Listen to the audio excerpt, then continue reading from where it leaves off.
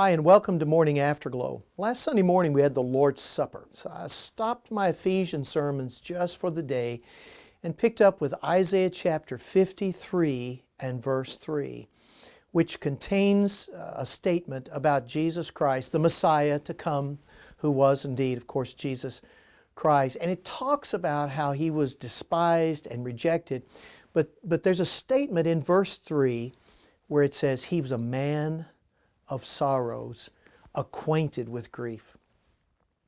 And as I scratched that statement about Jesus in terms of His human experience as He came in the flesh and He lived in this world, beginning with being born in a feeding trough in a stable where animals were kept, to the point where He was crucified on the cross and literally had nothing but the clothes on His back, abandoned by His disciples, and even forsaken by God the Father because Jesus was taking the guilt of the sin of those for whom He was dying. And I thought of all of that, the sorrow of Jesus Christ, and two things came to mind.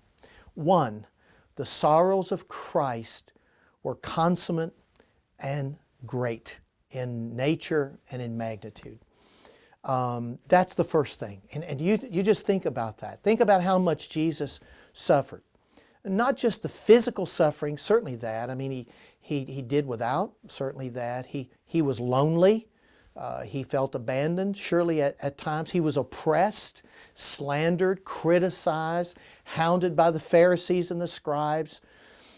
So he had all of this that he dealt with in a human experience.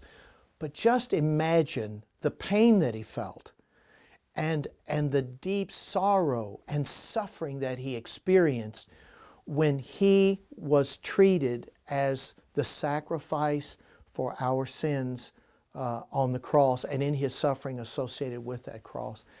It's beyond our imagination to contemplate that. In fact, that's such a deep, deep issue that we will forever think about it, ponder it, worship in the light of it, and be amazed at what Jesus Christ suffered for us that we might be saved. Which brings me to the second major thought. His suffering was not only great, but His suffering was redemptive in nature. It is through His suffering that I'm healed, that I'm forgiven, that I'm made a child of God, that I'm presented to God the Father as acceptable in His sight. I'm righteous before God the Father, though I'm a sinner, because Jesus Christ suffered and died for me.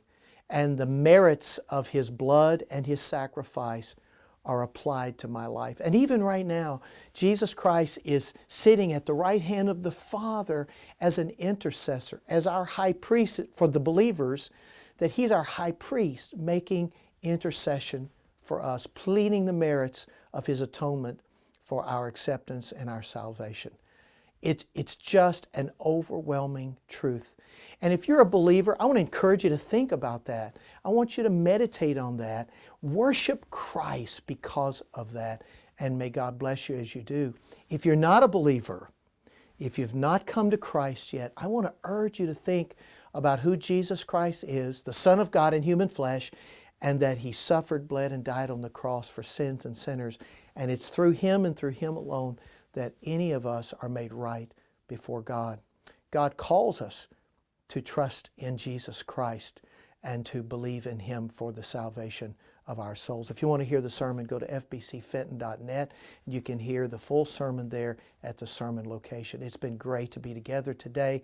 Thanks for being with me today. We'll look forward to seeing you next time on Morning Afterglow.